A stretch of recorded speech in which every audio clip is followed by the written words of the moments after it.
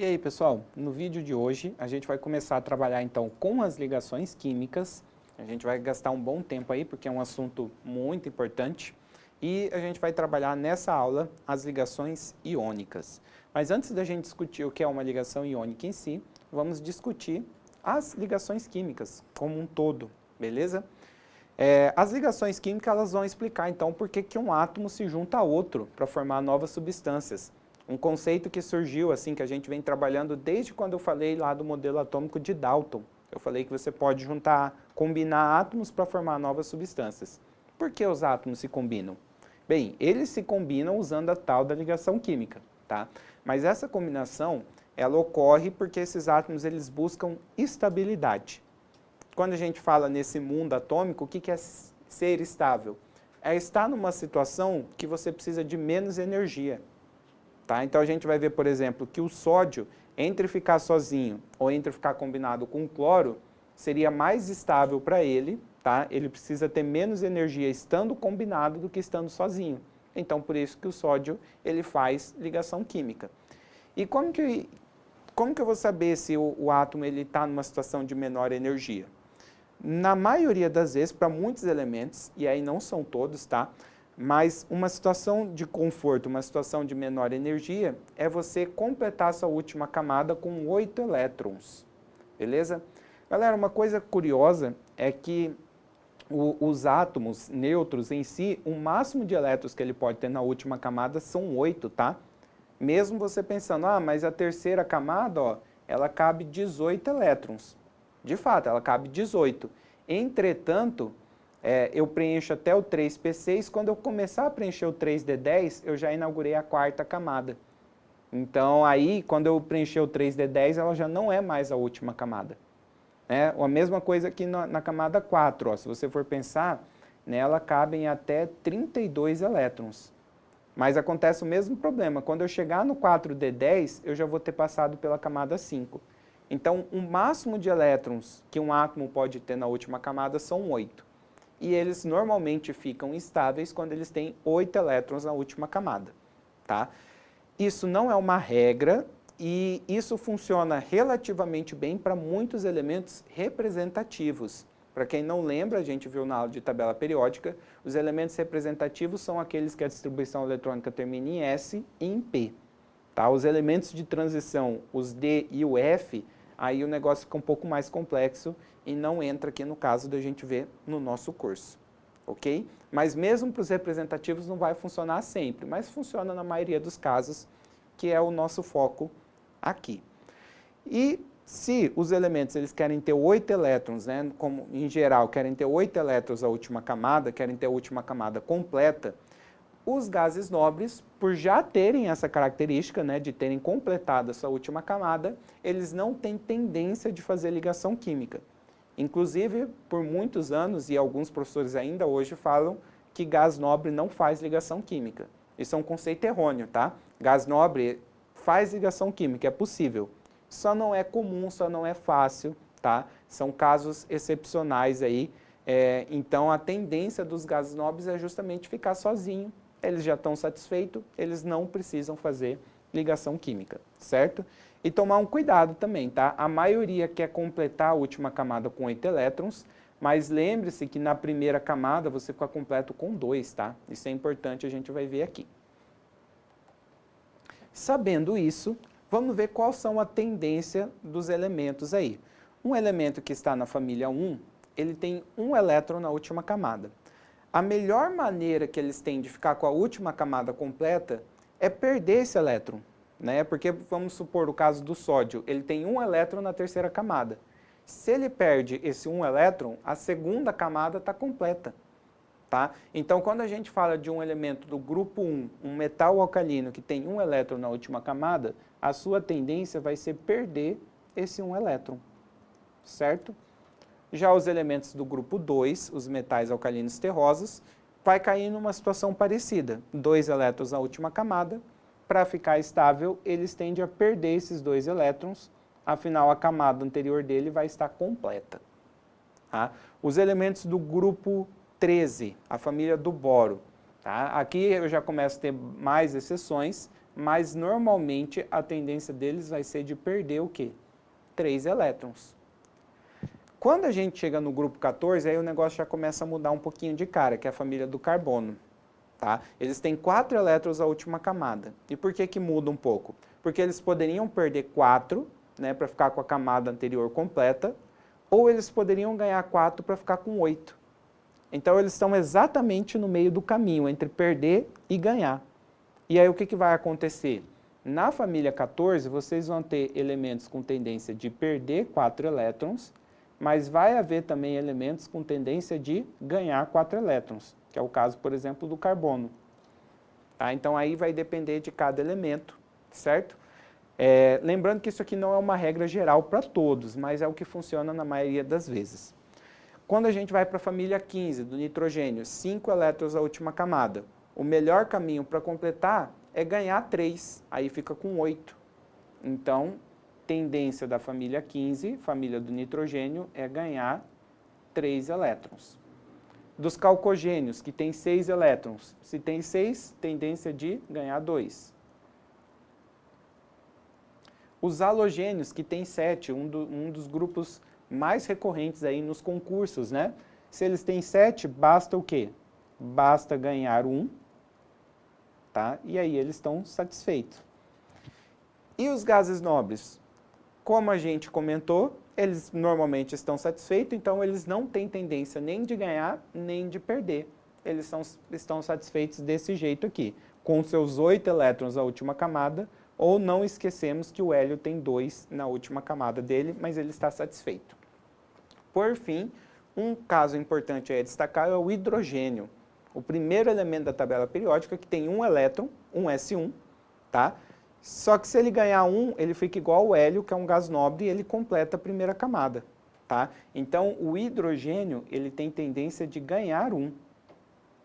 Inclusive, esse é o principal motivo dele não ser considerado um elemento do grupo 1, não ser um metal alcalino, tá? Porque apesar de ambos terem um elétron na última camada, os metais alcalinos têm tendência de perder, o hidrogênio tem tendência de ganhar, beleza? Aqui nós temos uma tabela periódica com uma divisão que costuma aparecer bastante, que é a divisão entre metais e ametais. A definição é metal, elemento que quer perder, são os rosas, a maior parte da tabela periódica, e ametais são os elementos com tendência de ganhar, são aqueles que aparecem mais para cima e para a direita da tabela periódica. Inclusive, isso aqui está relacionado à nossa aula anterior, né? Que é energia de ionização e eletronegatividade. Beleza? Pode ser que algumas tabelas tragam o semimetal, que nem vocês estão vendo aqui. Esse semimetal ele é uma classificação não oficial, tá? Segundo a IUPAC, que define essas classificações, só existe metal e ametal. Mas algumas tabelas trazem o semimetal, que seriam elementos com comportamento intermediário ali, tá? Dependendo das condições, ele poderia perder ou ele poderia ganhar elétron, certo? Mas são elementos que dificilmente costumam aparecer em exercícios de concurso. Justamente por terem um comportamento um pouquinho exótico, eles até aparecem, mas não são tão recorrentes, tá? Quem costuma aparecer mais são os metais e os ametais, por assim dizer, tá? Bem definidos, que não se encaixam aí tanto nesse meio termo. Agora sim vamos falar sobre a tal da ligação iônica. Primeira coisa, pessoal, a definição de ligação iônica é aquela formada então por metais e ametais. Porque é uma situação relativamente simples de resolver. Um elemento com tendência de perder elétron, outro elemento com tendência de ganhar. Então, junta a vontade de um com a vontade do outro. A definição de ligação química é isso. Quem quer perder, dá seu elétron para quem quer ganhar. Então, é uma situação até que relativamente simples de se resolver, que é o que vocês estão vendo nessa figura, né? Um átomo dando elétron para outro. E aí daí vai surgir uma ligação iônica. Vamos entender isso um pouquinho melhor? O exemplo 1, ele pergunta para nós qual é a fórmula do composto formado pela combinação de sódio e de cloro. O que a gente vai fazer aqui? Bem, primeiramente, eu vou lembrar que o sódio, aqui se eu tivesse uma tabela periódica seria melhor, mas eu sei que o sódio é um elemento da família 1. É um elemento que possui um elétron na última camada. enquanto o cloro, ele é um elemento do grupo 17. Ele tem 7 elétrons na última camada. A gente sabe, acabamos de ver, que o sódio quer perder 1 e o cloro quer ganhar 1. Tá, então é uma situação que a gente resolve pegando o elétron de um e dando para o outro. Pronto, resolvido. Tá? Só que aqui tem algumas consequências. Quais são elas? Bem, se o sódio perder o elétron, ele vira um cátion. A gente já estudou isso, quem perde elétrons fica positivo. Se o cloro ele ganhou elétrons, ele vira um ânion, tá? Ele fica com carga negativa. E a gente sabe que carga positiva atrai carga negativa. Então, eles conseguem se satisfazer, só que aí, depois dessa troca de elétrons, que um deu para o outro, surge uma força de atração, uma força de atração entre positivo e negativo, que vai forçar o sódio a ficar grudado no cloro. Então, daí surge a ligação química, né? Por que que o sódio, então, gruda com o cloro? Porque um quer perder, o outro quer ganhar, surge carga, eles grudam um no outro, formando, então, o elemento cuja fórmula é o NaCl. Então, fechamos o nosso primeiro exemplo aqui. Tá? Cloreto de sódio, sal de cozinha, é o nosso primeiro exemplo. No segundo, ele queria saber qual seria a fórmula do composto formado pela combinação entre o cálcio e o cloro. E a novidade que nós vamos ter aqui é o seguinte: o cálcio ele é um elemento da família 2, ele tem 2 elétrons. E o cloro, como nós acabamos de ver, ele possui 7, ele é do grupo 17. Tá? Se nós fôssemos avaliar aqui, o cálcio ele quer perder 2 e o cloro quer ganhar 1. Então o cálcio vai lá, dá seu elétron para o cloro, mas a gente não resolve o problema em si. Porque esse cloro ali em cima, ele fechou, ficou com os 8 elétrons, está satisfeito, não vai aceitar mais nada. Só que o cálcio ele ainda não está feliz. Ele queria se livrar de 2 elétrons, ele se livrou somente de 1. Para resolver esse tipo de problema, com outro átomo de cloro, o cálcio ele consegue se livrar do seu outro elétron. Esse outro átomo de cloro ele vai ficar satisfeito e nós cairemos então na situação na qual o cálcio fica com 2 cargas positivas, afinal ele perdeu 2 elétrons, e cada um dos cloros vai ficar com uma carga negativa. E aí nós teremos 2 cloros com uma carga negativa cada. Tá? A força de atração vai manter esse um cátion unido a 2 ânions, tá? Até porque 2 cargas positivas é capaz de atrair 2 cargas negativas. E o nosso composto formado vai ter a fórmula, então, de CaCl2. Tá? É o cloreto de cálcio. Esse, então, foi o composto formado pela combinação entre cálcio e cloro a partir de uma ligação iônica. O último exemplo nesse estilo. Tá? Qual a fórmula do composto formado pela combinação entre o alumínio e o oxigênio? Alumínio, que é um elemento do grupo 13, tem 3 elétrons na última camada. Oxigênio, que é um elemento do grupo 16, tem 6. Então, quem tem 3 quer perder 3, quem tem 6 quer ganhar 2. Vamos começar. Vamos começar aqui, dá um elétron do alumínio para esse oxigênio. Ninguém está feliz ainda, dá outro elétron do alumínio aqui para o oxigênio. Fechou o oxigênio, ele ganhou os 2 que queria, mas não fechou o alumínio. E aí, quando acontece isso, a gente coloca outro átomo aqui. E no caso a gente não tem opção, tem que ser outro oxigênio. Então tá. Aí o alumínio finalmente vai conseguir se ver livre dos seus 3 elétrons. Entretanto, esse novo oxigênio não está feliz. Ele queria ganhar 2, ele ganhou 1 só. E aí a gente vai lá e coloca outro átomo de alumínio. Vamos doar os elétrons. O alumínio doa o elétron para esse oxigênio. Esse oxigênio agora sim está legal, recebeu os 2 que queria, mas o alumínio novo não se livrou dos 3. E aí a gente vai lá, coloca outro oxigênio. Quem sabe uma hora dá certo. E aí, finalmente a gente vai resolver o problema, porque aí o alumínio ele tem 2 elétrons para se livrar e o oxigênio queria receber 2, finalmente resolveu o meu problema, tá? Nesse caso aqui, nós passamos a ter, então, 2 cátions alumínios com carga 3+, e nós passamos aqui a ter a 3 ânions oxigênio com carga 2-. Dessa vez eu não vou desenhar o elétron para ganhar tempo, tá? E aí a combinação desses 2 cátions com esses 3 ânions vai finalmente dar o meu composto de fórmula Al2O3. Ok, esse é o conceito, daí que surge a ideia então de ligação iônica.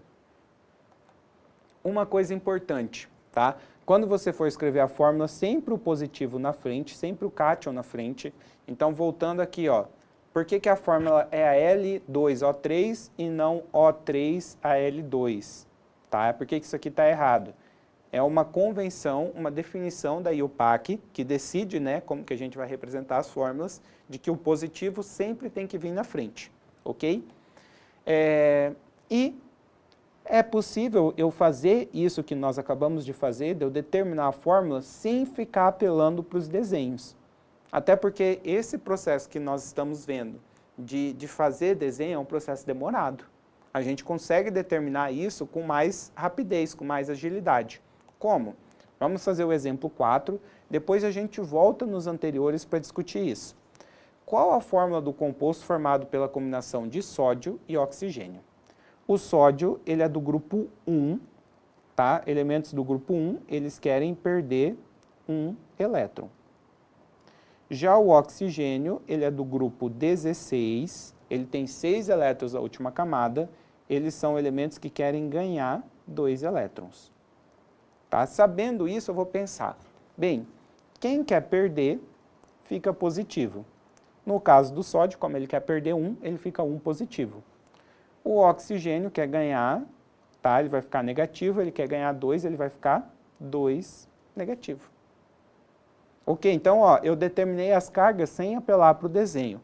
Agora o macete, o segredo, é o seguinte, a gente vai inverter os números, somente os números, tá? Então esse 1 do sódio eu vou mandar lá para o oxigênio, esse 1 aqui é um 1 invisível, né? A gente sabe que tem um 1 ali, tá? E esse 2 do oxigênio aqui, ó, eu vou mandar lá para o sódio. Feito isso, a gente vai finalmente fechar a nossa fórmula. Vou escrever de vermelho mesmo, tá? Mantendo o sódio na frente, eu vou precisar de 2 sódios e 1 oxigênio. Então, isso é um macete que ele vai me dar a fórmula sem necessariamente eu apelar para o desenho. Caso eu fosse desenhar, eu precisaria desenhar 2 sódios e 1 oxigênio para conseguir fazer as trocas de elétron, deixando todo mundo satisfeito. Certo? Vamos testar nos casos anteriores, ó. Vamos voltar aqui. Por exemplo, no primeiro caso, que eu tinha sódio com cloro, o sódio ele quer perder 1, então ele ficaria mais 1. O cloro ele quer ganhar 1, ele ficaria menos 1.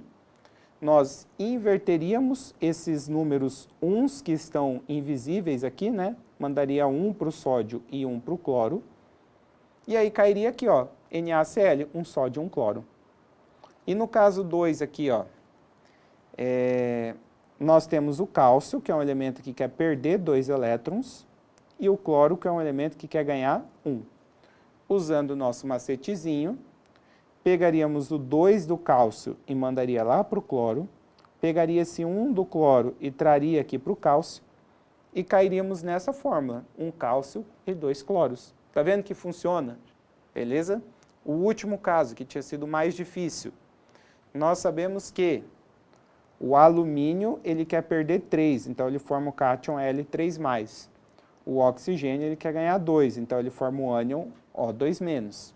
Invertendo, o 3 do alumínio vem para o oxigênio, o 2 do oxigênio vai para o alumínio, e aí você cai na fórmula que já havíamos escrito.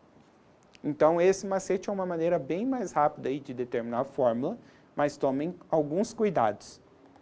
E o principal cuidado é esse aqui que nós vamos ver agora. O que daria a combinação entre o cálcio e o oxigênio? Eu vou fazer pelo método que eu acabei de explicar.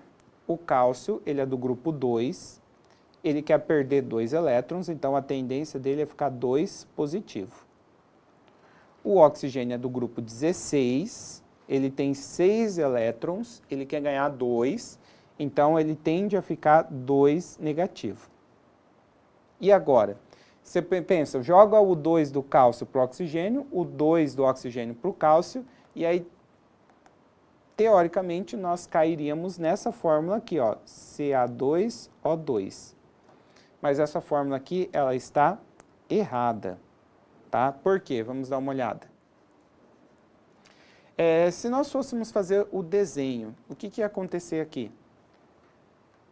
Nós teríamos, então, o cálcio com 2 elétrons, o oxigênio com 6, tá?